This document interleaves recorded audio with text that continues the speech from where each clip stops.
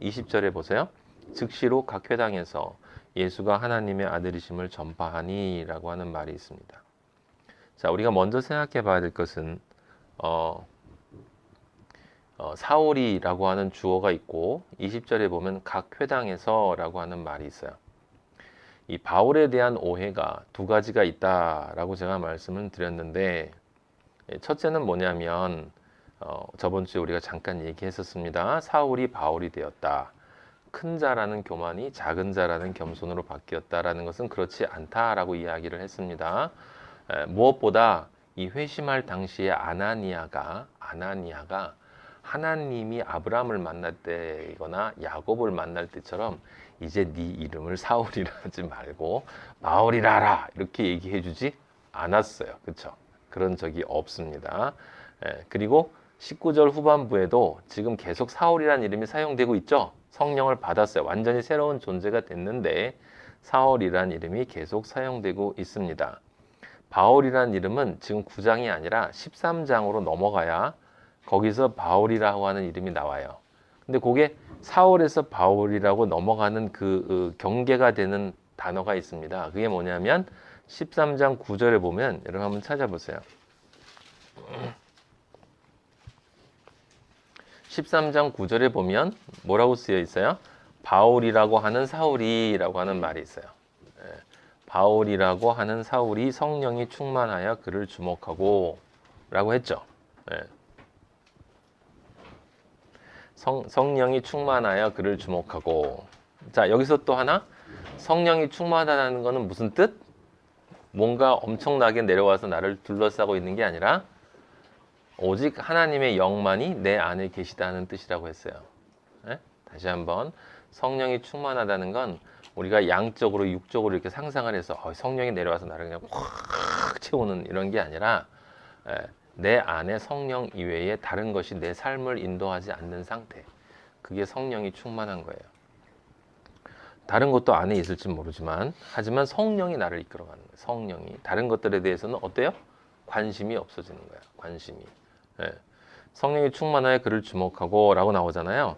근데 그 앞에 부분에 보면 13장 4절에 보면 두 사람이라고 할 때 그 앞에 설명하는 부분, 바나바와 사울이 구브로로 내려가는 거예요.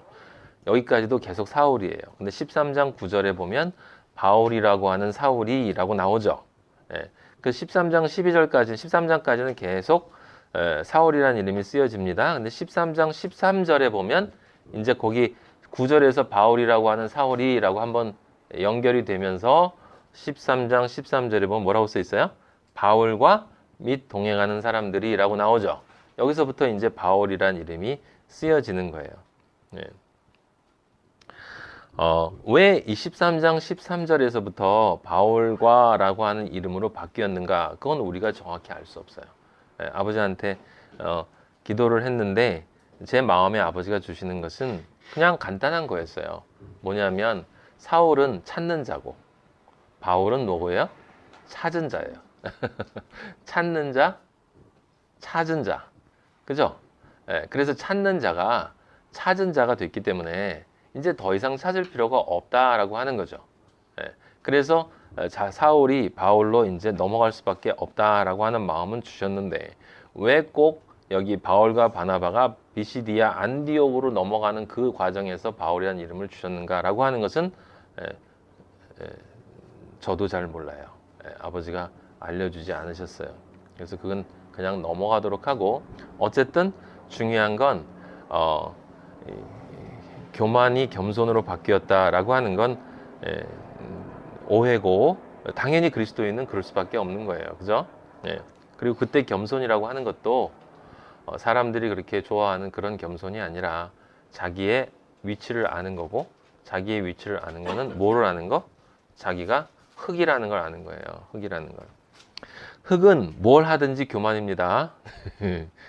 잊어버리지 말고 기억하세요. 뭐라고 자기를 내세우든 흙은 교만이에요. 그래서 굉장히 교만한 사람이 자기를 조금 낮춰도 그건 아직 많이 교만이에요. 남들이 볼 땐 굉장히 겸손한 것 같죠?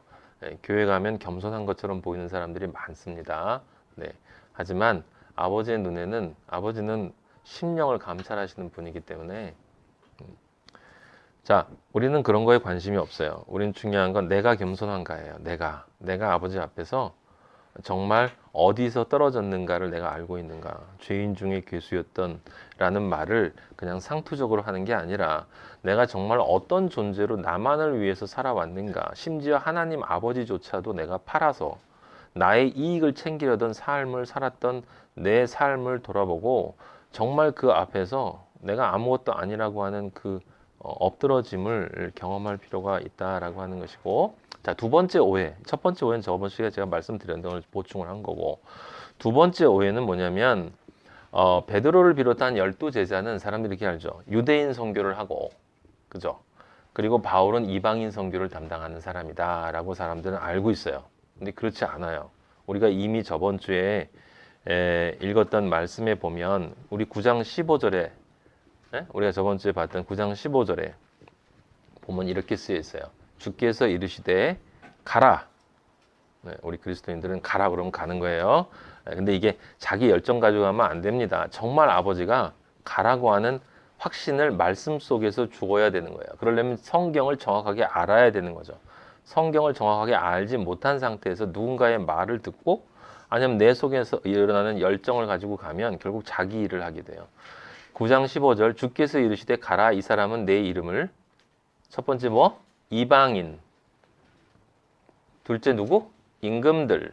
세 번째 누구? 이스라엘 자손들. 이스라엘 자손들. 이방인들을 위해서가 아니라 이방인과 임금들과 이스라엘 자손들에게 전하기 위해서 택한 그릇이래요. 누가 사도 바울을 이방인들만을 위해서 점지해 놓은 사람이라고 이야기. 물론 전도 여행을 갔죠. 파송에서 이방인 전도를 했죠. 그죠? 하지만 사도 바울이 여러분 찾아가는 여행지를 가만히 보면 사도 바울이 주로 찾아간 곳이 어디냐면 그 회당이에요. 그곳에 있는 회당.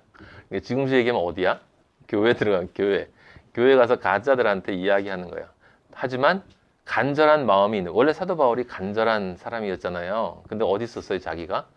교회에 있었잖아. 교회에 있었는데 하나님을 섬긴다라고 생각하고 무엇을 했어요? 하나님을 핍박하는 일을 하고 있었죠. 그건 자기의 인간적인 생각이었단 말이에요. 유대인들이 하던 생각이었다고요. 하나님이 주신 말씀을 인간적인 것을 섞어서 전하면 그것이 하나님을 대적하는 말이 되는 거예요. 이게 엄청나게 심각한 문제인데 그런 일을 자기가 했잖아요. 그러니까 사도 바울은 그런 깨달음이 있는 거예요. 그런 간절함이 있는 거야. 자기가 그랬었고 잘못 알았었고 거기에 자기가 얼마나 열심히였는가를 알고 있었기 때문에 그런 사람들에게 진리를 전해서 사람들로 하여금 바로, 왜냐면 그 안에도 정말 사모하고 있는데 잘못 배웠기 때문에 잘못하고 있는 사람들이 많이 있지 않습니까? 그래서 그 사람들을 전도하고자 하는 마음이 있었던 거예요. 그러면 여기 이방인은 누구고 임금들은 누구냐, 이스라엘 자손들은 누구냐라고 하는 것에 1차적인 육적인 의미, 당연히 이건 이방인은 로마를 비롯한 이방인들, 전 세계에 예수님을 믿지 않는 사람들이에요. 그죠? 1차적으로 보면. 두 번째, 임금들은 누구겠습니까? 권력자들이죠. 니체가 말하는 것처럼 자신의 권력을 최대한 상승시키기 위해서 노력하는, 실제 가지고 있는 그런 권력자. 이게 정치 권력만을 의미하는 게 아니에요. 그리고 유대인들이라고 얘기했습니다. 그 1차적 의미. 하지만 우리는 이런 거는 별로 관심이 없어요. 우리는 영적인 것에 관심이 있습니다. 로마를 비롯한 이방인들은 다른 사람이 아니라 그리스도를 믿지 않는 존재들을 뜻하는 거예요. 아직 그리스도인이 되지 못한 존재들. 그럼 그 안에 누가 있겠어요? 육적인 유대인들이 들어있는 거예요. 여러분 그 차이를 명확히 아셔야 돼요. 육적인 유대인들. 그럼 그리스도를 믿지 않는 존재들 안에 요즘에는 누가 속한 거예요? 교인들이 있는 거예요. 종교인들. 종교인들이 있는 것입니다. 그래서 그리스도를 믿지 않는 존재들이 이방인들이고, 권력을 그 안에서 그리스도를 믿지 않으면서 또 그 안에서 권력을 가지고 있는 존재들이 있단 말이에요. 이 세상의 권력자들, 그들이 다 사실은 그리스도인이 아닌데, 중요한 건 뭐냐면 지금 영적인 의미에서 보면 종교적인 분리가 일어나는 게 아니라 무슨 분리가 일어나? 영의 분리가 일어나는 거예요. 영의 분리. 그럼 영의 분리가 일어난다는 얘기는 무슨 얘기냐면 지금 그리스도를 믿지 아니하는 존재들 안에 위에 있는 사람들이 다 들어갈 수 있다라는 걸 여러분들, 그러니까 이방인들, 권력자들, 유대인들이 전부 다 그리스도를 믿지 않는 존재들 속에 들어갈 수 있어요. 그리고 그 안에서 권력을 실제 쥐고 있는 존재들이고, 이 쥐고 있다라고 하는 것 안에는 겸손의 권력을 가지고 있는 자들도 있습니다. 사람들에게 존경받는 권력이에요. 사람들에게 존경받는 권력. 아주 지저분합니다. 아버지가 보실 땐 그런데 세상 사람들이 볼 땐 굉장히 존경스러워요. 그리고 유대인들은 누구겠어요? 지금 사도 바울을 우리가 생각해 보면 누구인 거죠? 기독교인들은 맞는데 아직 그리스도인이 되지 못한 사람들. 아시겠습니까? 기독교인들은 맞는데 아직 그리스도인이 되지 못한 자들. 그러니까 유대인들이라는 건 다른 말로 하면 뭘 뜻하는 거야? 하나님을 향한 열심은 있는데 하나님을 바로 알지 못하고 있는 사람들. 그들에게 무엇을 하는 거예요? 진리를 전하기 위한 거야. 알겠습니까? 그래서 사도 바울은 실제로는 누구에게 전하는 거예요? 모든 사람들에게. 여러분, 예수님이 승천하시면서 뭐라고 그랬어요? 너희가 권능을 받으면 예루살렘과 온 유대와 사마리아와 땅 끝까지 이르러 내 증인이라고 했죠. 그때 그 너희들 안에 사도 바울 그 뒷부분 할 거고 너희는 앞부분 하라고 이렇게 분담해 줬어요? 아니에요. 거기 너희가 권능을 받으면 예루살렘과 유다와 사마리아와 땅 끝까지 이르러 내 증인이라 할 때 거기 너희가는 누구예요? 누구? 그게 12제자입니까? 당연히 1차적으로 12제자지. 하지만 다음은 누구예요? 12제자로부터 바톤을 넘겨받아서 예수님의 떡을 넘겨서 띄워준 7 전도자들, 7 진리의 사도들, 그리고 그로부터 넘겨받은 사도 바울과 다른 사람들, 그 모든 사람들이 누구예요? 너희가야, 너희가. 그래서 그 너희가이기 때문에, 그렇기 때문에 땅끝이라고 하는 것이 사람들이 끊임없이 지금도 얼마나 많은 사람들이 성경을 눈에 보이는 것으로 해석을 하지 않습니까? 그래서 우스갯소리로 땅끝이니까 예수님이 서 있는 이 자리에서 땅끝은 한 바퀴 삥 돌아서 다시 예수님 있는 곳으로 돌아온다라고 그런 유치한 이야기를 하잖아요. 예수 그리스도가 얘기하시는 건 다 영적인 얘기라는 걸 여러분이 생각하셔야 돼요. 땅끝이 어디예요? 천국인 내 안에 예수 그리스도가 계시면 내 안이 내가 가나안 땅이고, 내 가나안 땅의 끝은 어디예요? 내가 끝나는 곳이니까 내 다음 사람, 내 바깥에 있는 모든 사람이 다 누구예요? 땅 끝에 있는 사람들이에요. 그 중에 믿지 않는 사람들은 다 땅 끝에 있는 사람들이에요. 그리고 그들이 예루살렘에 있는 사람들이고, 그들이 사마리아에 있는 사람들이에요. 다 여러분. 그러니까 우리는 무엇을 해야 되는 거예요? 먼저 수직축이 세워지고, 이게 제일 중요한 거야. 그러니까 내가 내 마음과 뜻과 정성을 다해서 내 영과 혼과 육이잖아요. 그게 내 영과 혼과 육이 하나님과 정확하게 연합되었는가라고 하는 것이 먼저 이루어져야 되는 것이고, 그 다음에 수평적인 것은 무엇을 뜻하는 거예요? 여기 지금 바울이 답을 주고 있어요. 뭐라고 답을 주고 있냐면, 여기 우리가 읽었던 9장 20절 보세요. 20절. 20절에 뭐라고 써 있어요?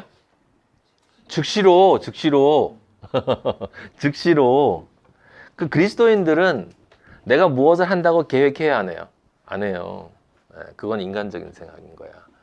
우리는 뭐 해요? 즉시로 해요. 즉시로. 오늘 그래서 말씀 제목이 즉시로예요. 즉시로. 아셨어요? 즉시로.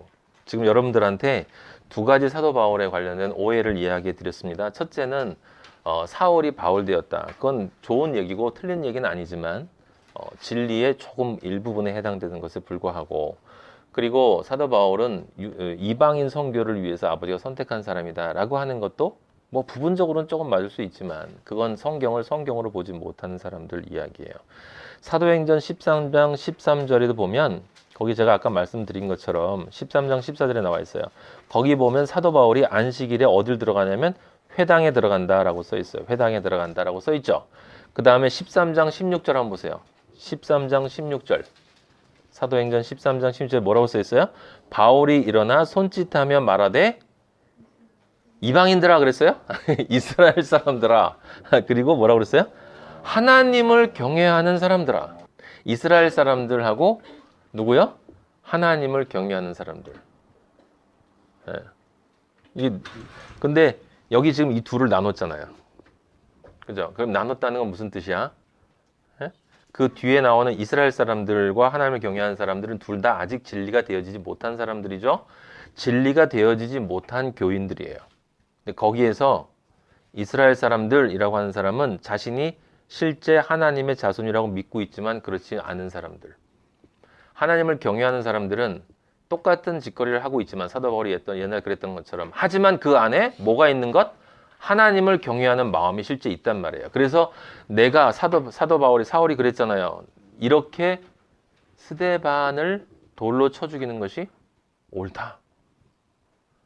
자, 분명히 잘못했지만 사울은 무슨 마음으로 그걸 했다고? 하나님을 정말 사랑하는 마음으로. 예? 우리 안드레처럼. 예?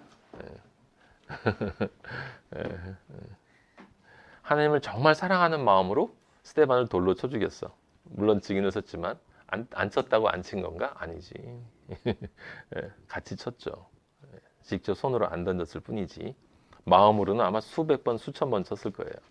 예수님은 그걸 같이 보기 때문에 차이가 없는 거야. 자, 즉시로라는 단어를 여러분들이 이제 두 가지 이 오해가 해소됐고, 그다음에 20절에 나와 있는 즉시로라는 말과 그 뒤에 뭐라고 쓰였어요? 예수가 하나님의 아들이심을 전파했다. 자, 이거 한 문장으로 기억을 해놔야 돼. 그리스도인이 성령을 받으면 즉시로 예수가 하나님의 아들임을 전파한다. 이게 공식이에요. 공식. 이게 창조의 네 번째 단계를 경험한 사람이 다섯 번째 단계, 다섯 번째 날에서 시작되어지는 순간부터 이루어지는 일이에요. 성령 받은 사람은 망설이지 않아요. 무엇인가를 계획하고 기다리지 않아요. 그리고 자신이 준비가 되어 있는지 살피지 않아. 성령 받은 사람은. 그래서 다른 것을 우선시하지 않습니다.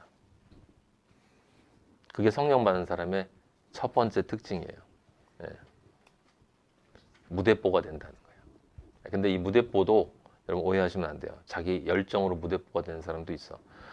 두 번째로 중요한 건 성령 받은 사람은 소극적인 전도가 아닌 적극적인 전도를 하는 거예요. 그래서 적극적인 전도라고 하는 것은 남들이 하지 않는 다른 것을 하는 것이 아니라 적극적인 전도라는 게 바로 즉시로의 뜻이에요. 아시겠습니까?